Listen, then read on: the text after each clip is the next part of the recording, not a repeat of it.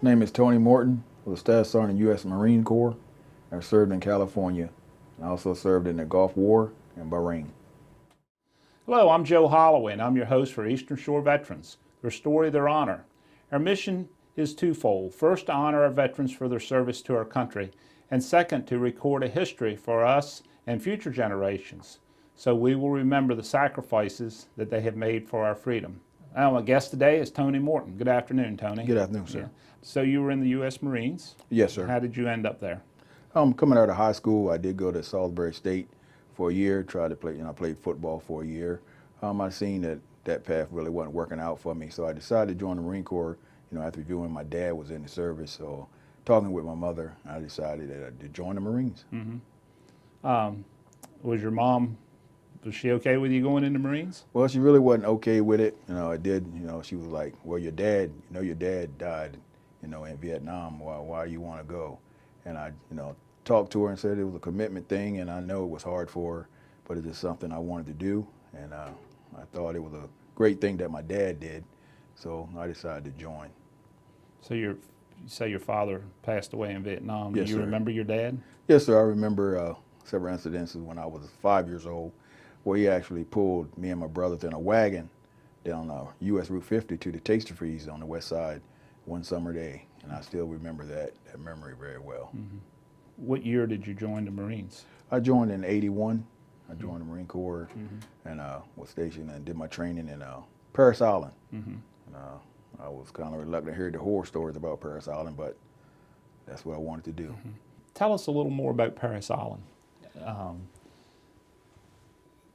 Basic training is always a culture shock to a young man or woman, I guess, that comes off the streets and from the farm or wherever you live when you get there. I know you said a few minutes ago that, or earlier, that it was a little different. Tell us a little bit about some of the things you did there. Okay, arriving at Parris Island, every time you arrive, it's at night or early in the morning. It was dark.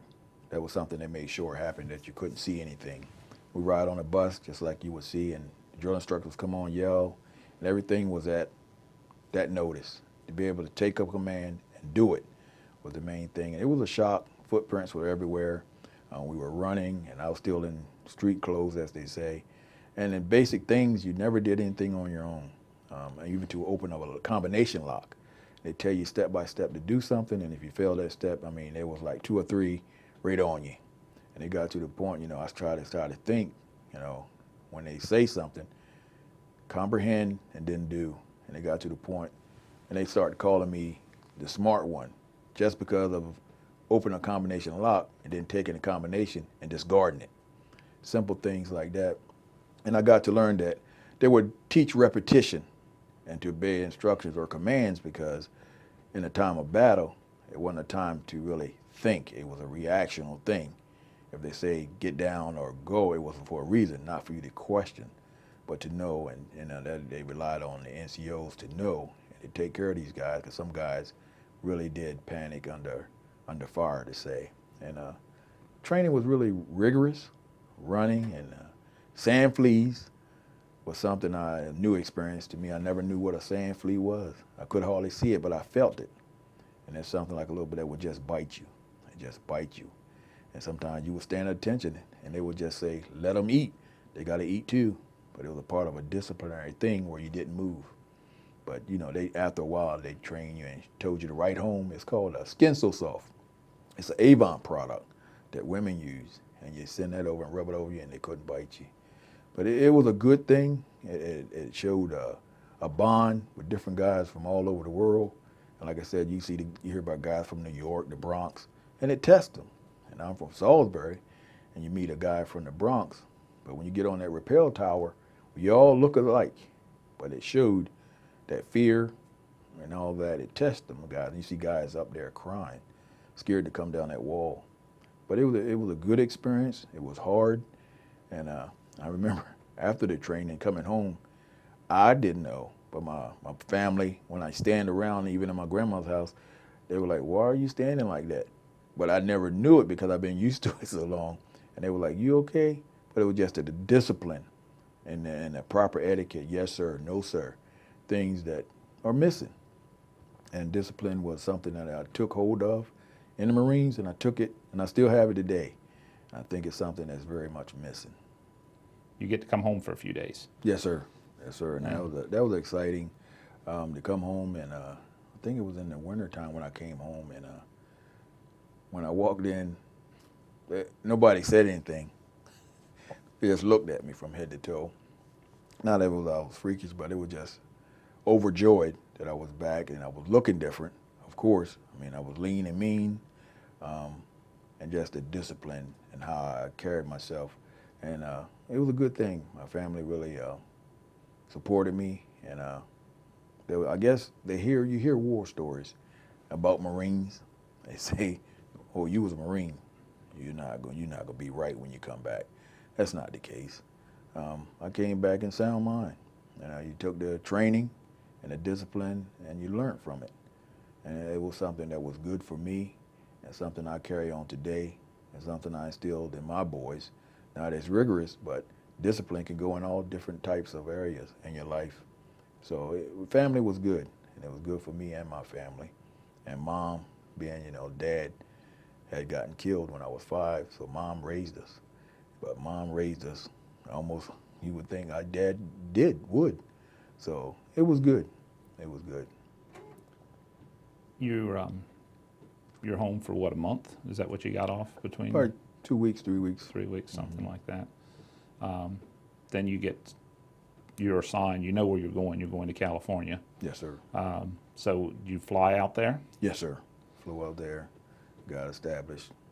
Then you were there for? A couple months in the MOS training. I see. And then we get stationed. I got stationed at Camp Pendleton area.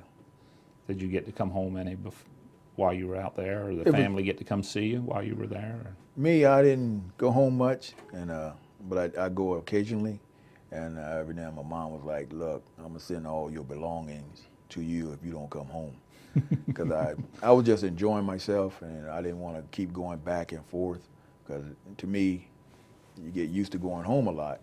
You want to keep doing that. So I stayed and did what I had to do. And every now and then I would go home. But mostly I stayed. And then I got the paper that I was going to go to Okinawa, Japan. So I did go home for a little spell. And I went to Okinawa for 5 years. And I didn't come back home. I stayed in Japan for 5 years. 5 years in the military? 5 years in the military. Yeah. Never flew back to the States. Is that right? Stayed for 5 years. And Well, they did think you disowned them a little bit, huh? Yeah, she was really like, yeah. "Are you going to come home?" But I said once, that flight was so long, 17 hours, I think. And I said, "I'm going to take this once. And when I go, I'm going to stay. When I leave, I'm not coming back." So I stayed 5 years before I went back home, right in Okinawa, Japan. So you were stationed in what air base were you there? Fatima Air Base. Fatima. Fatima Air Base. Now, you did the same job you were trained for? Yes, sir. Mm-hmm. Air traffic controller. Or that's not the name of it. There's another. Yes. What is the name of it? Air support operator. Air support operator. Any interaction there with the native population? Yes, a lot more in Okinawa. It was a different culture. Everything was small, and we learned some of the language. They treated us pretty good. You had to pick up on some things they would say.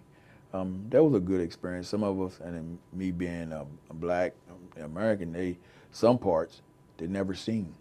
And I remember I went to a beach, pretty beach, and some of them they wanted to come take pictures with us, and they explained, and it was a nice thing. It was a nice relationship. So I thought that was interesting, but it opened my eyes. Some things we don't even experience or don't even know what goes on in other places that they don't see and we don't see. Excuse me. And I thought that was a good experience for me. What was the economy like there? I mean, is the air base a big part of their economy? Not like much. in the Philippines, a big part of their Philippines. economy is the air base. Not in Japan because the technology. Because of the technology they was pretty well established, and we bought a lot of technology right there as soldiers and Marines from them. So you got off base quite a bit while you were there. Did you Yes, live sir. off base or live on base? On base. On base. Live on base. So you were thinking about a career at that point in time, I guess. Yes, a little sir. I started to get more and more motivated. I wanted to get rank. Even in my wall locker during inspection, I already had Sergeant Major stripes hanging in my wall locker, and the general come back and said, "Who is wall locker is this?" And I raised my hand, and then he was like, "Well, I like what you're thinking, how you thinking," because I always wanted to go up that chain. Yeah, never heard that before. Yeah, Yep. hang them in there, and I'll wear them one of these days. Yep. So, what rank did you finally achieve? Staff sergeant. Staff sergeant. Staff sergeant, Okay. E6. Rank is pretty tough in the Marines to get, I've heard. Yes, sir. A little harder than some of the branches of service. Yes, sir. After Parris Island, you went to? Yes, sir. After once I did the basic training, I picked the MOS as an air support operator, and I went to El Toro, California for my training, which is like a air traffic controller, but in a combat sense. Mm-hmm. So that's basically you guide planes to where they're going to go and where they're going to land. And Yes, sir. We got like support. We get support in from the ground troops, and as well anybody else as far as water, food, munitions, any types of airstrikes or support. They will contact us, which was called the Tactical Air Command Center, and we would relay and send supplies through whatever means, whether it be helicopter or fast movers, which we call jets, fighter planes, and things of that nature. about your choice of being an air traffic controller, or how did you end up picking that? Through the ASVAB, and then they give you a brief definition of what that job entails, and that's something, I said, well, I don't think I want to walk around 20 and 30 miles. I said, no, I mean, I could do that, but I said if I could do something else with my mind, and that came aboard, and that's what I decided to do. I said, I'll try that, and that was pretty interesting. Better than beating feet with a pack on your back and hauling a Yeah, rifle? it was better than that, even though basically we still had to know how to do that because yeah. anything could happen at any time, so you always had to be that basic Marine. So, but that job is something I wanted to do. It was interesting in itself. I got to work with different Air Force components. As you know, the AWACS, in the Navy, it's called the E-2 Hawk, and it's the airplane with the dome that turns around. Correct. And that was that's technology, things that I learned within the military. It was amazing. Did you ever think about taking that career in the private sector when you finally did get out? And that's something I looked into. And it's hard to do a lateral, more so from the military to the civilian, with that type of training. You still would have to go through the basic civilian air traffic control school because of the different type of, it's totally different. Even though basically it's the same technology, but we didn't, we had to go through the same training over on the civilian side. So it wasn't like a lateral thing. Let's see. Growing up a young man in Salisbury, probably didn't go a whole lot of places before you joined the Marines. How did that feel when you got on that airplane to leave to go, or a bus to go to Parris Island the first time? I was nervous and excited. I talked to other people, and they said it was an experience that I'll never forget, and that it was. I mean, they teach you to come in at night, so you couldn't see much, so they kept you like in the dark to surprise you. It was an experience. It was an eye opener, but I took that part of the discipline part was something that I fit well in. Had you ever had anybody talk to you like they talked to you No, when you sir. got there? Never. Yeah, My mom was like a drill instructor because she had all boys. Oh, so my. my mom was a disciplinarian, and she did that. And so I was kind of used to the yelling, but it was a different type of yelling. Who had the most power, mom or them? Mom. Yeah, of course, right. Yeah. Wow. Yeah. So you get to Parris Island, and you go through what, 8 weeks of basic? Is that 3 months. 3 months. 3 months of basics, where you learn to do the basic things, the soldiering, the marching, the running, the shooting, the things it takes to be Marine. They test your nerve. They test you. Some things you don't think you can do, and that's what it's all about, to put your mind and body at a limit to go beyond what you think you can do. Now, we're in a time where it's all volunteer military. Yes, sir. So there was no draftees.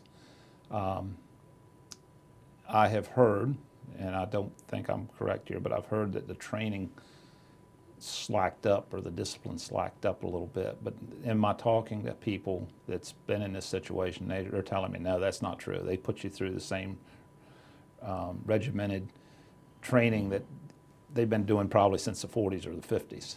Yes, sir. I can speak on the Marine side of that they still do the type of discipline it takes to be a Marine, so they still teach and have that rigorous training. I've witnessed other departments, and they have different aspects because of their mission that they provide with the Marines. Like they say, we're the first to go, so we're ready, trained, equipped to handle anything. At what point did you decide what your MOS was going to be? At the end of basic training, they would, but I didn't go in. They call it open contract, and someone told me don't go in open contract because they can pretty much put you where they need you. So through the ASVAB, which is a test you give prior to going, with my score, I was able to choose that air support side of the house, which is the air wing side of the house. And so at that time, when you graduated from basic, then you went to your MOS. Where was that? Central California. Yes, sir. And how long was that for? It was like 8 weeks of training there, and then I got stationed in California. So you, after your 8 weeks, you got stationed in California, and Yes, that sir. was you were on the job. Yes, sir. Was on the doing job. what you training for if you ever had to go to war or whatever. Yes, You know, sir. so. And that happened. Yes, sir. Yeah, that happened. Then what year was that? 81. 81 but the year was 96 when we got the call to go to Iraq. So you went to Iraq in 96. Yes, sir. 96. Now that was Desert. Storm? Desert. I think Storm. There's a shield. I say. Well, now you're talking about you come from Salisbury to the Marine Corps to basic, California. Next thing you know, you're on the other side of the world. Yes, sir. Quite a culture shock to a young man from Salisbury. Yes, sir. It was indeed that. But I think I was prepared. By that time, I was at an NCO of rank position, so I had younger Marines under me. So it was an experience for me. What when you say you had younger Marines under you, were you a platoon sergeant, or didn't they have it classed that way? Yes, I was a sergeant, and on the air wing side of the house, it wasn't much as like if you're infantry, there are actually platoon sergeants and things. But on the air wing side, even though our job was different, the structure was still the same. We had corporals and PFCs and privates under us that we still had to do the same basic things and run it the same way. When you left California to go to Saudi Arabia, a question I like to ask people is, I guess you flew over, correct? Yes, sir. What was your first thoughts when you stepped off that airplane in Saudi Arabia? Again, you remember back and think, When we landed, my ad or something like that? when we landed, we were fully combat dressed. Never know what we're going to encounter, and we're all nervous. And we learned, and we landed, and they opened the back gate of the airplane, which is a C-141 Air Force plane, and the back opened up, and all we could feel is immense heat. And I mean, it was hot, and we were like, oh my God, it's hot. And first we thought it was the jet engine itself, and the guy said, no, that's not the engine, that's the heat outside that you guys are ready to go into. And that was a shocker. I've heard that before. Yes, the heat's sir. the first thing that hits you in the face when they crawled off the plane. So you went in combat ready, so you didn't know what. Yes, sir. And I guess it was the heat of war was picking up all the time when you got there, or was it already going on pretty strong? No, it hadn't really started, but when we got there, that stage we were pretty much gearing up to go. We didn't know what they were going to do, but we was getting prepared to go. All the components being the Army, getting their gear together, and we was all getting in position as us to build up our camp for that day, which they don't tell you exactly what's going on, just to build up, to get everything in place for when that day did happen.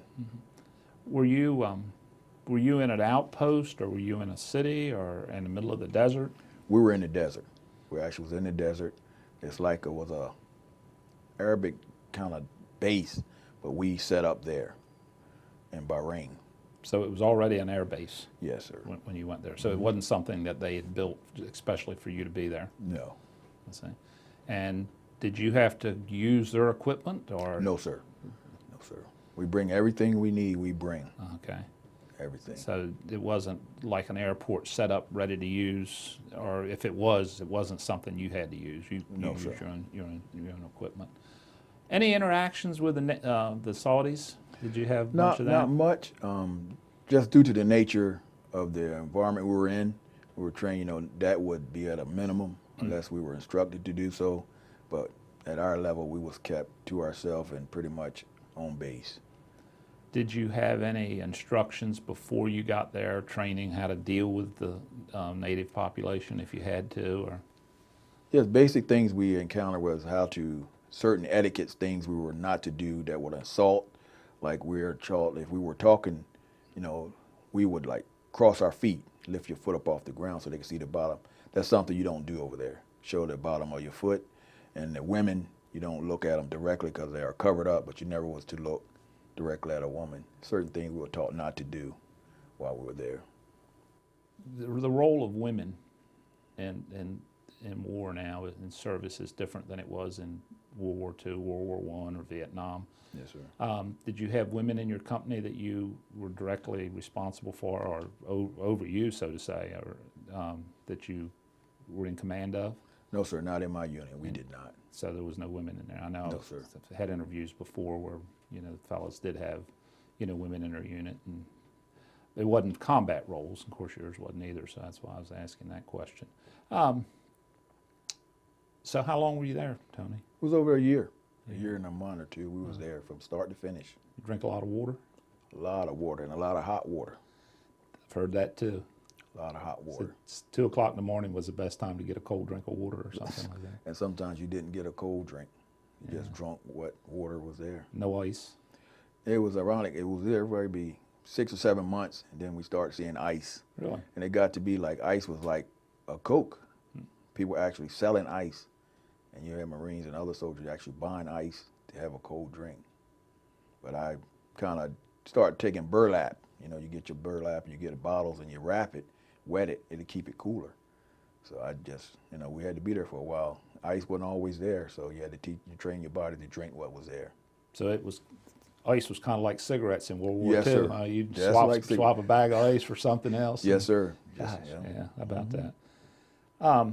What do you remember about the terrain as far as the dirt and the sand and it was hot. We know it was hot, but there was a lot of sand. Not many animals or things you didn't see. Camel every now and then. Mostly was just flat desert. Mostly desert. Not too many vegetation. It was just trees, man. Nothing. Just hot at day, hot at night. Just now, were you like, you guys would pull shifts, of course. Yes, sir. And one of your jobs, I suppose, was setting up the shift work. Yes, sir. For the individuals. You're an NCO, so you're in charge. Mm-hmm. You have a lot of people you're responsible for. Your men that worked under you, they all have different. I don't want to call it problems, but everybody has different issues sometimes. Yes, sir. Did you have to deal with that a lot? Sometimes somebody's family member was sick or something like that, and a lot of them didn't want to be there. Yes, sir. We did have those issues arise because we've been there so long, and guys started to ask that question, when are we going home? And a lot of times we'd have meetings in the evening because a situation would arise where you get a letter from home, or like you said, someone was sick. And a lot of guys some start receiving videos, and that did affect, the emotional part, wanting to be home. And we stayed through Christmas, and that was an emotional time. And it was one good thing that I seen transpire was there, where they started a pen pal thing. And while we're there, people from the United States, colleges, kids, and you pick the pen pal. And I remember I picked a young man, and he was my pen pal, like 8 or 9 years old. We would write, exchange letters. And Christmas time, I would ask him, what did he want for Christmas? And at the time he told me, and I would send his mom. I sent a money order to his mom to get that. Then he would send me what I wanted. We received a lot of pictures, so the support was very well. It was good. The support back home was good. That's great. That's great. Family members, I guess, kept you going too. Yes, sir. And it was. I asked. My favorite show, and it still is today, is Sanford and Son. And I was over there, and I had my uncle, and he recorded a tape load of these episodes. And during the episode, the major thing I was looking at was the commercials, because things were changing. And with like new cars, and we was always, oh, that's a new car. Yeah. And things, and we were like, just looking. It was amazing. Yeah. The news also got to be different from prior wars. Mm-hmm. More up-to-date news, more things that happened, people in the United States found out about it a lot quicker. And you had access to the internet, correct? Not directly like to watch it, not as much. Is that right? How about communications with folks at home Yes, we could communicate. with the internet? So that was a little step up from just letters sometimes, but it was always Yes. still good to get a letter. Yes, while we were there, I was married at the time, and my daughter was born while I was in the desert, while the war was going on. They hooked up a phone to where I talked from the desert to the hospital at the bedside, How about that? and that was nice. Yeah, it was good. Yeah, she couldn't reach out and hit you. Yeah, smack you. So we're getting through this first year here. Is there anything that happened that first year that you would like to tell me about, or that year you were over there that I've missed? You know, any extraordinary, or how about some of your calls that you had to send in? Did you have to send in any airstrikes yourself personally, or? No, so not personally, but at my position at my terminal, as you remember the war, they were launching what was called Scud missiles. Right. And at my terminal, it would flash across the screen that he did launch. And it was my job to alert the higher-ups that he's launching. And we would scramble. You would get fully dressed in NBC gear because he was a nuclear biological. He would send that kind of thing, and we didn't know what was expected. So we had to get fully dressed, and we would just have to wait to see where it landed or it struck or not. So that was pretty intense. Did any Scuds land near where you guys were at? No, sir. And I think the Army had the Patriot missile at the time, and they did an outstanding job knocking them right out of the sky. Before they got to you? Yes, sir. Yeah. How about the guys that would come in, with bombs strapped on their back? Did you have any of that? No, sir. None of that. So your area was pretty secure? Yes, sir. You guys were secure. That's good. Oil fields. I've heard about the oil fields burning. Did you see any of that? No, we didn't see any of that. At the end, they were allowing, to go over it and see, some of the stuff that was done, the damage. I didn't even want to see none of that. No, sir. Did they have any, now I guess this air base you were at, it was a supply base. They had people flying in with supplies, or was this mostly jets taking off? Jets. Once we got set up, it was jets from every nation. We seen French, all those guys come right in to where I worked. Now, how did that work with your air traffic controllers as far as being multilingual, or did they have their own air traffic controllers for the French or for the other countries? The language is pretty basic to where when a pilot, when you say certain one or two words, it meant a lot of things. Like you would have an aircraft at the end of the flight line, and we would say a word like punch or something like that. It means for them to launch and things of that nature. So they knew certain words mean certain things for them to do, and then they would come back with certain words. We knew exactly what they were talking about. Let's see. Any action on any mistakes ever made there that caused any kind of scrambles or anything like that? No, not on the base it didn't. I mean, because a lot of times with the Air Force and French and the Mirages, they would fly so hard, so far away to Iraq, no. And by the time they come back, I mean, they came back and you seen some planes that were hit because they were, shooting. But you seen some interesting things with the pilots. And they film when they go, come back, and we had to, with my job, I had the opportunity to see some of those. They're called flare tapes. You actually see, you be in the cockpit kind of watching as they drop bombs and things of that nature. So you got to see that bomb go down that chimney that they Yes, sir. used to see on TV occasionally. Yes, sir. It's amazing how they can pinpoint that. Amazing. Yeah. Gosh, yeah. So, so you're getting through your first year here.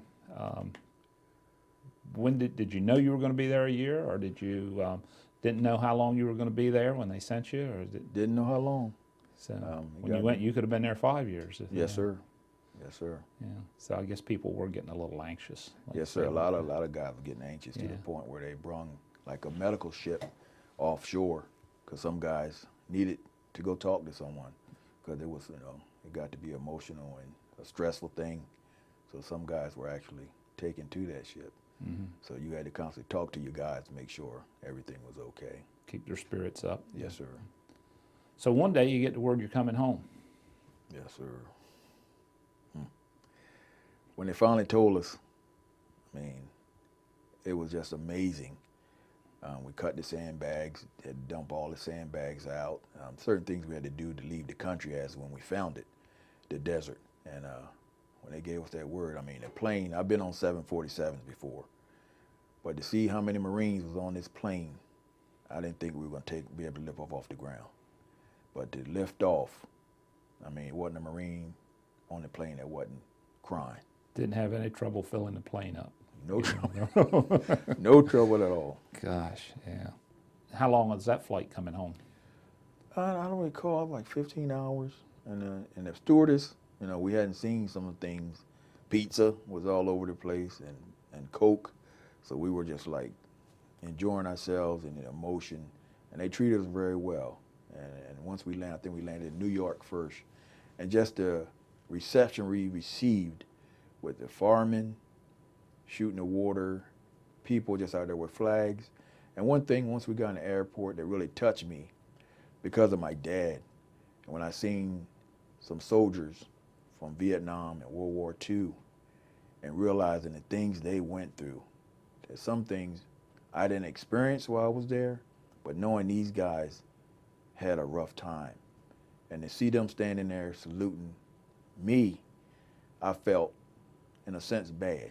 That I should have been saluting them because of some things. And you had handicapped, wheelchairs, and these guys were standing there saluting us. And that was just an emotional thing. And as I reflected on my dad, of what it really, and today, even today, I go and I pull up the old footage of Vietnam to see what these guys actually went through in a combat situation.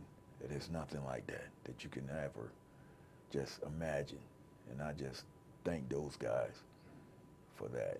And that was emotional for me. Some of those folks didn't get treated quite that well when they come home. That's correct. You know, at the time, politically, it wasn't a very, Vietnam wasn't a very well accepted. And, you know, I've talked to Vietnam veterans that, you know, they would tell them not to wear their uniforms when they went off post and things like that. And that was sad. That was sad. Sir. But I think people are starting to recognize that a little bit. Yes, sir. And that's what we're trying to do here Yes, too. sir. You know, New York. You got to. Where did you go then? Then we finally get back to California, and they try to call at the time all the spouses and the family that we were coming in, so they'd be at the airline and things of that nature. And once we landed, I found she wasn't there. Who's this? My wife at the time. Oh, I'm sorry. And my son, and she had my newborn daughter. And I'm excited, and we landed, and you see all the people in the family. Somehow the word got mixed up. So me and the first sergeant, they wasn't there. So we got in a car, and he got a six-pack, and we start driving home. So I get home on base to the house, and no one's there. But I see a big sign on the garage, and then my daughter, I used to call her Nikki Bone, and had a sign, "Welcome home, Tony Bone." That's what she called me. And nobody was home. And I went in and took a shower and changed, and all the food cooked, dinner was prepared, but nobody was there. And then after I get out of the shower, then I could hear someone coming. It's her. She's coming out with my son and my daughter. We just missed each other. And that was a emotional time that I'll never forget. To see my little son and then see my newborn daughter. You never had seen her since? Never seen her. How about that? And how old was she? A couple months. Is that right? And and in a sense, it was frightening. Yeah. And I'm like, that's my daughter. But it was a blessing. Yeah. How about that? So your wife lived with you in California? Yes. And your family lived out there. And did you live on post then? Or? Yes. So they had what? Base housing. Base housing, Yes, post sir. housing. Yeah, I see. The military is always my question. You know, it's a job when you're not at war. You know, was it more like an 8-to-5 job for you when you were not overseas? Of course, it's not. But like when you were in California, is that the way it worked for you? Basically, yes, it was basically like an 8-to-5. But with the Marines, you know, we go a little further and a little longer because we continue to do the physical training and other aspects that, you know, shooting and things like that. But basically, we're really from like 06 in the morning to 5 in the evening. But you still have other duties, like you always had somebody on guard duty or post, what you call a duty officer. So you rotated, you did different things, but basically it was like a 9-to-5. And how many folks did you have under you at that point when you were in California? I could say about 20, 25 younger Marines. Is that sort of like a platoon strength? Yeah, platoon. You have a platoon strength. that you got to make sure them guys are always. Did you finish your training there, or your service there in California? Is that where you finished, or did No, you then move on? after I got stationed, I got I&I duty where we would train reservists. So I got stationed in South Weymouth, Massachusetts, and that was a different experience in there. And you changed the reservists, and that's a different type of training because those guys are like civilians, but they just come in on the weekends, and we were regulars. So we trained them, and that was good to meet some of those guys. Mm-hmm. So that's where I ended. My career was in South Weymouth, Massachusetts. What is I&I? It's like it's even though it says I&I, but it's like a training for reservists. I see. That's what you see I&I duty. It just posts where you come train the reservists. Mm-hmm. They had the same job you had, but they were just on the reserve side. So if we went to combat and we need reinforcements, that's where they draw from. Those guys. I see. They had the same job, but they were just like on weekends. So you had to train them on weekends. Yes. Sir. So you had to work every weekend then when you were up there. How long were you there? I think it's over a year. So, Weather a little different there than it was in California. A lot of snow. A lot of snow, but the people, they didn't panic like we panic here. They were driving snow like we would drive on a regular day. Yeah. And the accidents was a minimum, but it snowed, and Dunkin' Donuts was on every corner up there. Every corner. But it was a lot of snow. And here, occasionally, if we have an inch of snow, they cancel school or something like that. It seems like road gets shut down. Yeah. How about that? Mm-hmm. So your family lived there with you? Did they go there with you too? Mm-hmm. So, and then now you've been in what? How long? 12 years. 11, 12 years. 12 years. And you decide you're not going to make a career of it at this point in time. Due to a personal reason, I decided to come on home. And I talked to my brothers, who were state troopers at the time, and discussed opportunities, job opportunities, and I decided to come on home. So you became a state trooper? Yes, sir. Maryland State Trooper. Did you feel your service to our nation helped you in that transformation to become a state trooper? Yes, sir. The basic trooper training should have. Same thing. Got hollered at again, huh? Yes, sir. All over again. Started back, huh? Yeah. But the Marines prepared me for that. It was more rigorous, but I was used to it, and being prior military, and then you got guys coming in from college, not used to that type of discipline. And again, seasoned guys had to pull those guys to say, look, okay, it's just a training, it's just a game. You got to relax. We were used to it, me being a Marine, but it was pretty much the same basic training. But it was, just as hard. I was older now, so I wasn't as young to do it again. The physical part come a little tougher.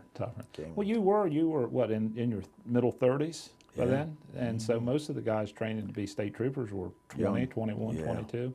Yeah. So you were the old guy on the block. Old guy. Yeah. And, that's probably good that you were there for them. Yes, sir. It was good for me. It was good. Yeah. I enjoyed that. Very much. And that's a 6-month training. 6 months. Yeah. Can we go back and talk about your dad a little bit? Yeah. If you don't want to, it's fine. I mean, it's good. I had my moments. I still do. I go visit the grave site, and you have those questions and thoughts. What would it have been like?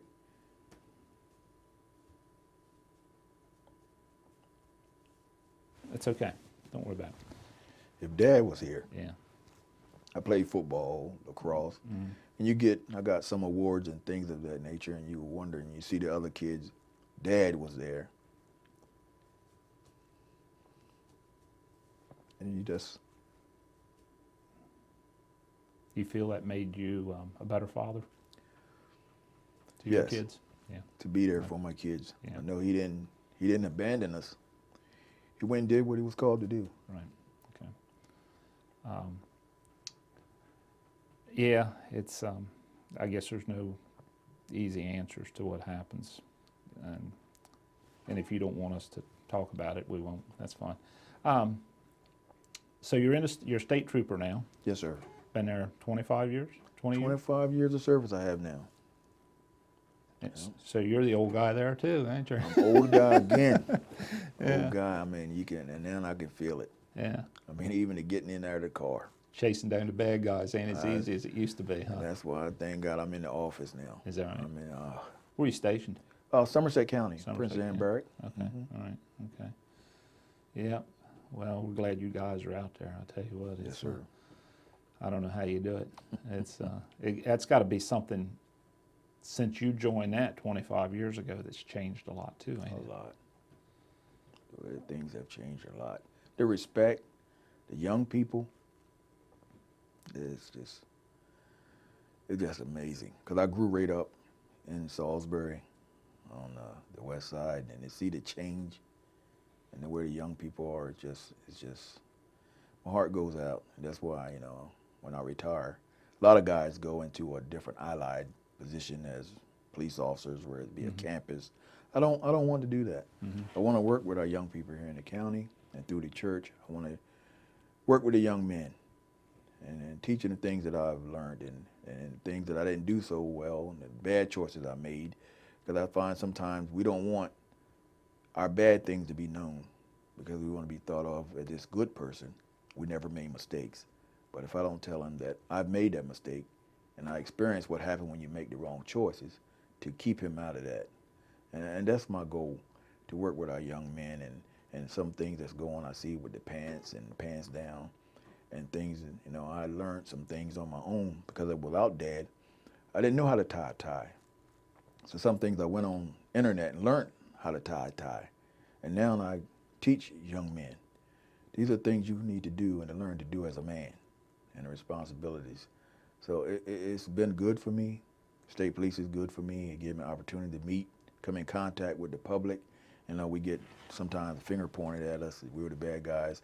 And that's fine, but we're there to do a job. We're not all bad guys, And we got a good group of guys, good state troopers out there, and we're here to provide that service. Sometimes we're called to do some things that we don't like to do. But I found that not only being a state trooper sometimes, it's like being a social worker, because some calls you respond to. It actually is a situation where you got to take off that hat and sit down and be sometimes a father and talk to the family, whether it be fatherless home, the kids, and open up to them and provide extra, go beyond that call. And that makes me feel good when I can help a young man that's a single parent and have him to call me if he need me. Or I do a lot of mentoring here. Do you? Do a lot of mentoring.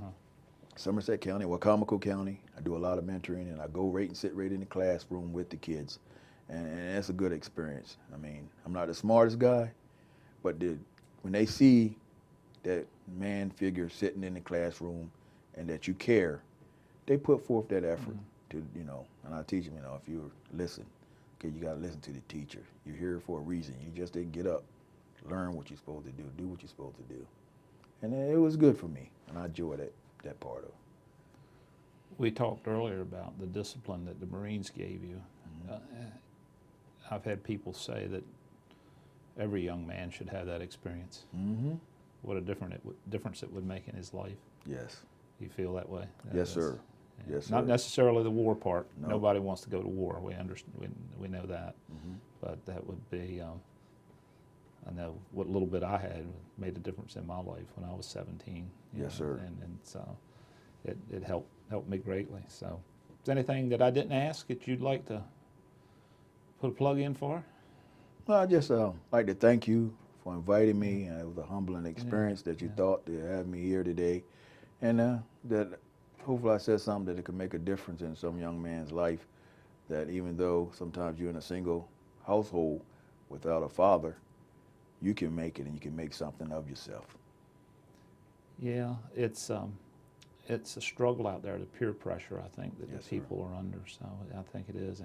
And I admire you for what you're doing, not only in your job, but what you're doing on your own through your church as far as trying to help people. And I want to thank you for your service to our country. Yes, sir. Thank Tony, you. I really do. I know your brother. Yes, He's sir. a good guy. So your mom did a good job. Yes, sir. Yeah, she did a good job keeping you guys going. And as I said today, our guest has been Tony Morton from Salisbury, Maryland. He's currently a state trooper with the Maryland State Police, and he served in the Marines. for 12 years, 13 years, 13 years. Today our guest has been Tony Morton from Salisbury, Maryland. You've been watching Eastern Shore Veterans, Their Story, Their Honor. If you'd like to be a guest on Eastern Shore Veterans, Their Story, Their Honor, give us a call. I'm Joe Holloway, and thank you.